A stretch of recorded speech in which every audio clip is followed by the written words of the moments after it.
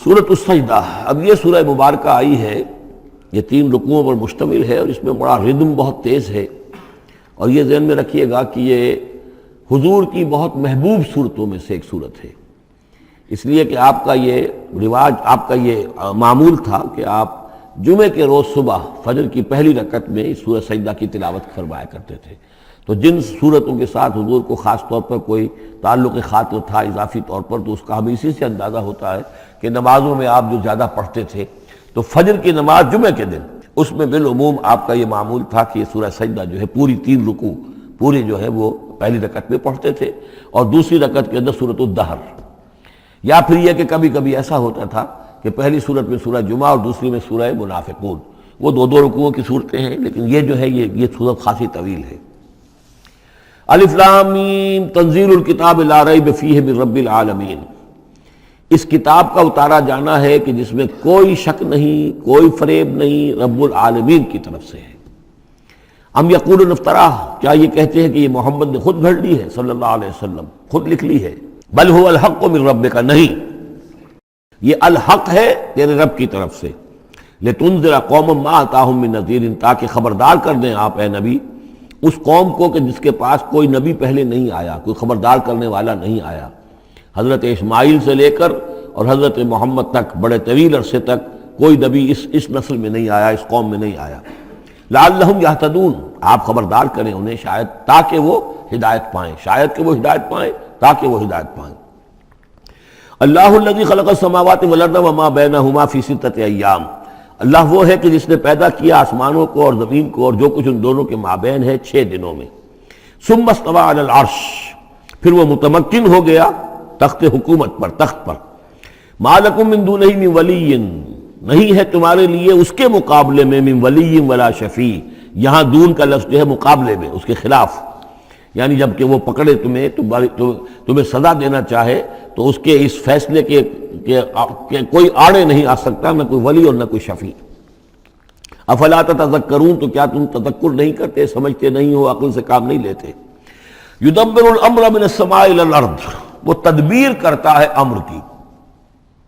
آسمان سے زمین کی طرف۔ ظاہر بات ہے کہ اللہ تعالیٰ کے جو فیصلے ہوتے ہیں، اور اس میں ایک تو ہے 1000 سال کا ایک نقشہ ہے جو اللہ بناتا ہے، پلاننگ ہے، جو اللہ کا ایک دن ہے، لیکن یہ کہ ہمارے حساب سے جو 1 سال ہے، اس کے لیے بھی جو لیلۃ القدر آتی ہے، وہ در حقیقت وہ اس سال کا بجٹ سیشن ہے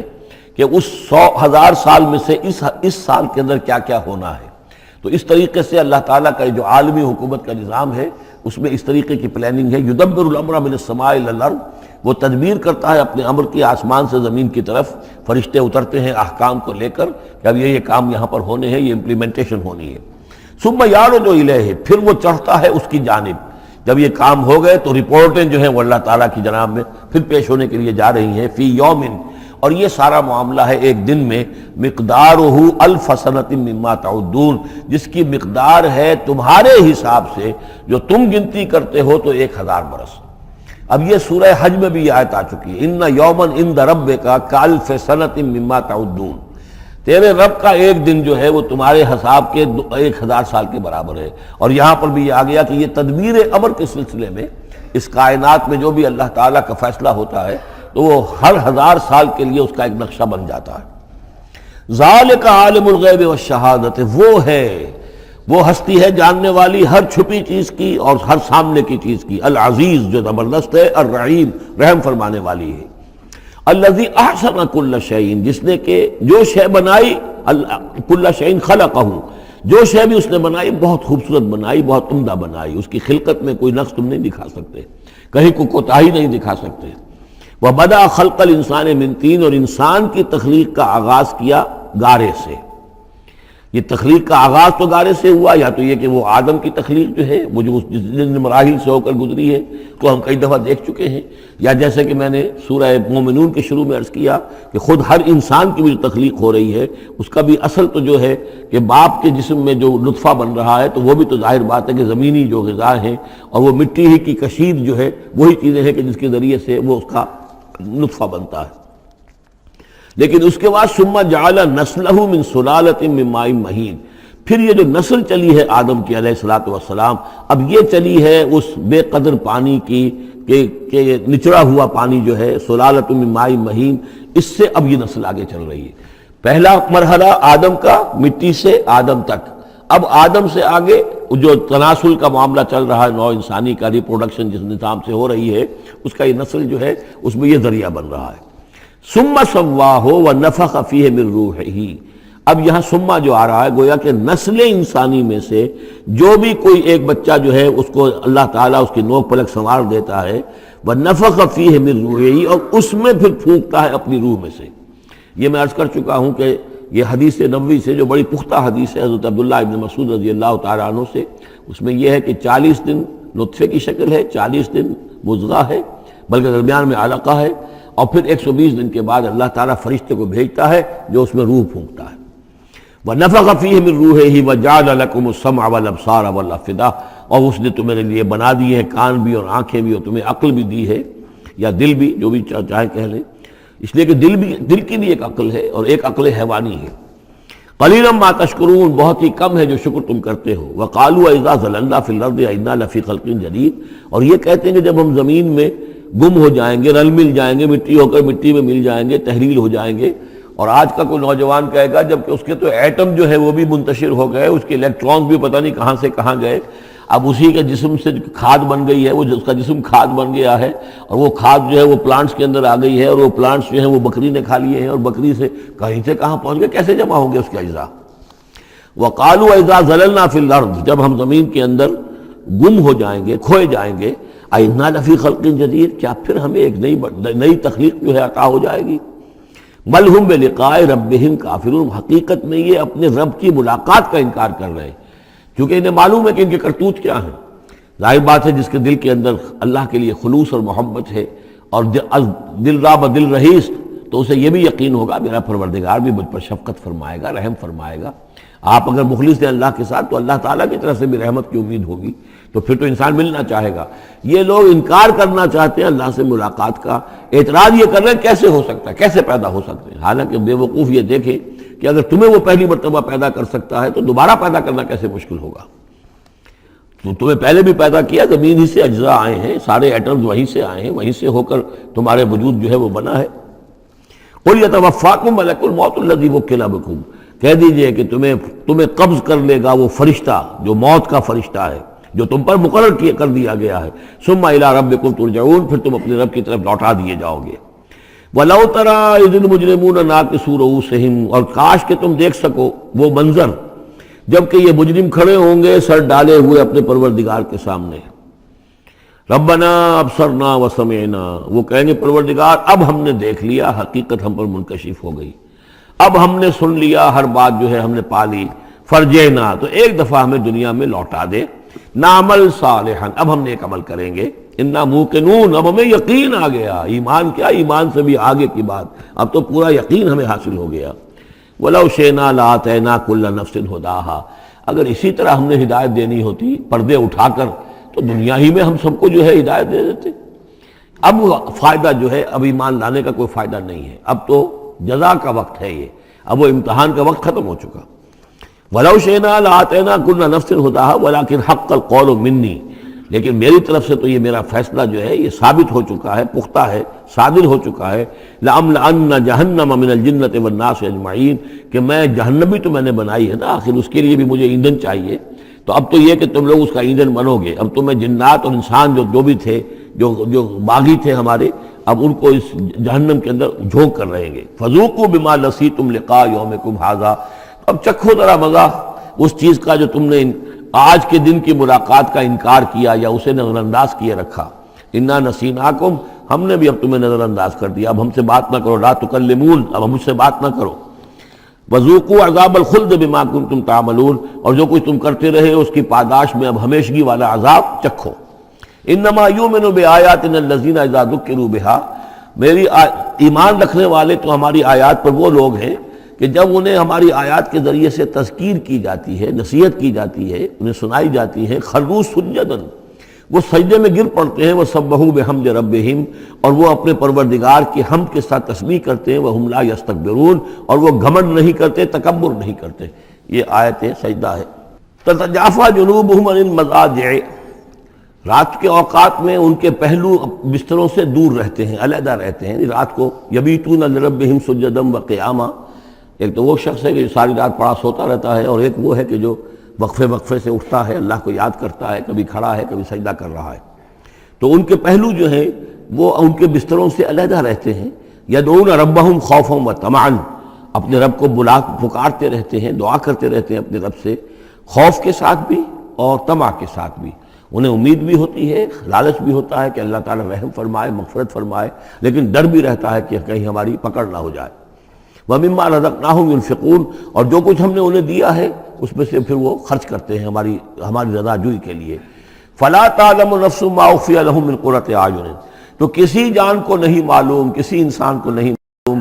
کیا کچھ چھپایا گیا ہے ان کے لیے ان کی آنکھوں کی ٹھنڈک کے واسطے۔ یعنی جنت میں ہم نے کیا کچھ چھپایا ہوا ان کے لیے کوئی نہیں جانتا۔ فلا تعلم نفس، کوئی نہیں جانتا۔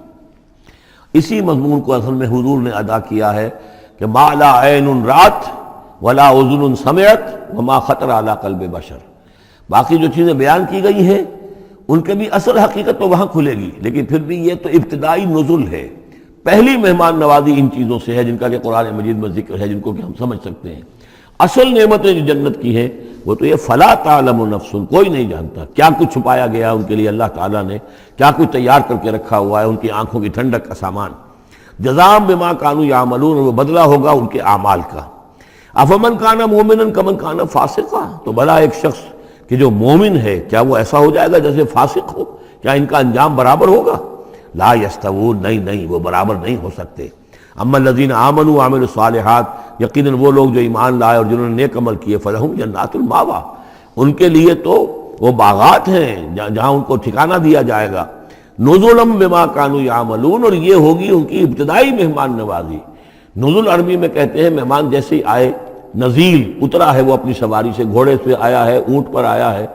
آپ کے دروازے کے سامنے آ کر وہ اترا ہے، اونٹ کو بٹھایا ہے اس سے اترا ہے، یا آج کار سے اتر رہا ہے۔ تو اب یہ نزیل ہے اس وقت۔ اس نزیل کے لیے نزل فوری طور پر، موسم کے اعتبار سے ٹھنڈا ہے یا گرم ہے، آپ فوری طور پر لاتے ہیں، یہ نزل ہے۔ پھر وہ اب آپ کے پاس ٹھہر گیا ہے، آپ نے اس کے لیے کمرے کا بندوبست کیا ہے، وہ وہاں پر اس نے استراحت کی ہے، اب آپ نے اہتمام کے ساتھ اس کے لیے کھانا تیار کروایا، یہ ہے ضیافت۔ ضیف اب بنا ہے وہ، تو جیسے آیا ہے وہ نزیل ہے، اور جب گھر میں آپ کے ٹھہر گیا تو اب ضیف ہے، وہ پھر ضیافت ہوگی۔ تو وہ چیزیں جو ہے مالا عین رات ولا اذن سمعت وما خطر علی قلب بشر، یہ اصل میں ضیافت خداوندی ہے، اور یہ نزل ہے جس کا ذکر قرآن مجید میں اس تفصیل سے آیا ہے۔ وَأَمَّا الَّذِينَ فَسَقُوا فَمَأْوَاهُمُ النَّارُ، اور جو لوگ سرکش تھے اور جنہوں نے نافرمانی کی تھی ان کا ٹھکانہ آگ ہے۔ كُلَّمَا أَرَادُوا أَن يَخْرُجُوا مِنْهَا،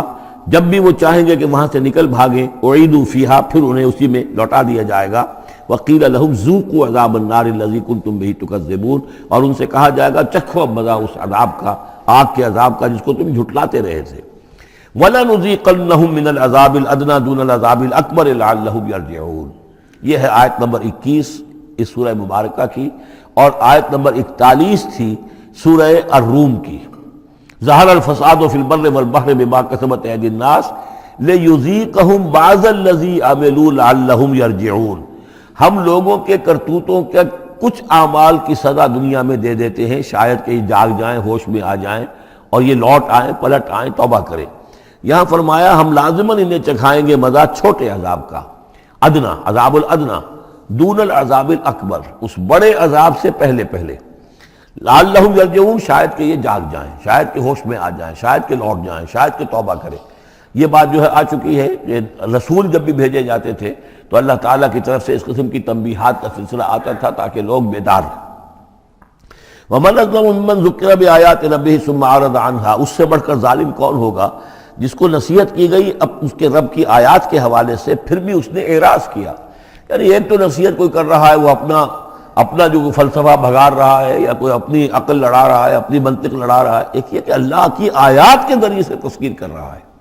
پھر بھی اس سے اعراض کرے۔ ثم اعرض عنها انا من المجرمین منتقمون، ایسے مجرموں سے تو ہم انتقام لے کر رہیں گے۔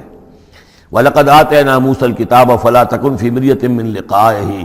اور ہم نے موسیٰ کو کتاب دی تھی، اور یہ جملہ متردہ بیچ میں آیا ہے کہ اے نبی آپ بالکل شک میں نہ رہیے اس کی ملنے سے یا اس کی ملاقات کے۔ اس کا ایک ترجمہ یہ کیا گیا ہے کہ شب معراج میں حضرت موسیٰ سے بھی حضور کی ملاقات ہوئی تھی، تو اس کی طرف اشارہ ہے کہ آپ کی جو ملاقات ہوئی تھی وہ موسیٰ ہی سے ہوئی تھی، اس میں کوئی شک نہ کیجیے۔ لیکن زیادہ جو قرین قیاس ہے اور جو سیاق و سباق کے ساتھ مناسبت رکھتا ہے وہ یہ ہے، تو اے نبی آپ بالکل کوئی شک نہ رکھیں اس بات میں کہ جو کتاب موسیٰ کو دی گئی تھی وہ واقعتاً اللہ کی طرف سے تھی، کتاب کا ملنا اللہ کی طرف سے تھا، اور اس قرآن کا ملنا جو آپ کو ملی ہے یہ بھی اللہ کی طرف سے ہے۔ اور حضور سے خطاب کرتے ہوئے بھی در حقیقت یہاں پر روح سخن جو ہے وہ لوگوں سے ہے کہ تم کوئی شک نہ کرو کہ تورات اللہ نے ہی دی تھی حضرت موسیٰ کو، اور قرآن اللہ ہی نے دیا ہے محمد کو صلی اللہ علیہ وسلم۔ وَجَعَلْنَاهُ هُدًى لِبَنِي اسرائیل، اور اس کو ہم نے ٹھہرایا تھا، بنا دیا تھا ہدایت، رہنمائی بنی اسرائیل کے لیے۔ وَجَعَلْنَا مِنْهُمْ أَئِمَّةً يَهْدُونَ بِأَمْرِنَا لَمَّا صَبَرُوا، اور ان میں سے پھر ہم نے ایسے امام اٹھائے، پیشوا اٹھائے، رہنما اٹھائے کہ جو لوگوں کو ہمارے حکم سے وہ ہدایت کرتے تھے، رہنمائی کرتے تھے، تورات کی تعلیم کرتے تھے، تورات کو سمجھاتے تھے، نیکی کا حکم دیتے تھے، امر بالمعروف و نہی منکر کرتے تھے۔ لما صبروا، لیکن یہ کام وہ کر سکتے تھے جب خود صبر کی روش اختیار کر لیں۔ اگر آدمی اپنی تمام توانائیاں اور قوتیں زیادہ سے زیادہ عیش، زیادہ سے زیادہ دولت جمع کرنے پر کرے گا تو وقت کہاں سے لائے گا ان کاموں کے لیے؟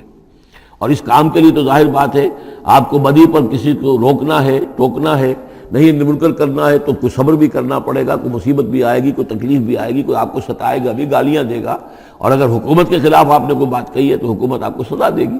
لہذا صبر کے بغیر یہ کام نہیں ہوتے۔ وَجَعَلْنَا مِنْهُمْ أَئِمَّةً يَهْدُونَ بِأَمْرِنَا، اب ہر شخص کے ہم میں سے یہ خواہش پیدا ہونی چاہیے کہ اللہ تعالیٰ ہمیں بھی، اگر بنی اسرائیل میں سے اللہ تعالیٰ نے بہت سے لوگ ایسے اٹھا دیے جن کی یہ تعریف کی جا رہی ہے، جعلنا منہم ائمۃ یہدون بامرنا لما صبروا، اللہ تعالیٰ ہمیں توفیق دے کہ ہم بھی اس امت مسلمہ میں اسی کام کے کرنے والے بن جائیں، تاکہ لوگوں کو خیر کی طرف بلائیں، حق کی طرف دعوت دیں، لیکن اس کے لیے اپنے لیے صبر اختیار کرنا ضروری ہے۔ کم سے کم اپنا جو ہے اسٹینڈرڈ آف لیونگ رکھیں، تاکہ یہ کہ ہم اپنا وقت سپیئر کر سکیں، جس کو تبلیغی بھائی کہتے ہیں تفریغ الاوقات، اوقات فارغ نہیں کریں گے اپنے، سارا وقت تو لگا ہوا ہے آپ پیسہ کمانے میں، اس لیے کہ اس کے ایک خاص قسم کا معیار زندگی بنا لیا ہے، اور اس کو مینٹین کرنے کے لیے اب جتنا کچھ آپ کو چاہیے، اب دن رات ایک کریں گے تو آپ اپنے اس معیار زندگی کو مینٹین کر سکتے ہیں۔ گویا کہ اب ہم اس معیار زندگی کو پوج رہے ہیں، ہمارے پاس اب وقت ہی نہیں ہے، صلاحیت کہاں لگائیں، کس وقت میں لگائیں، کیا کام کریں۔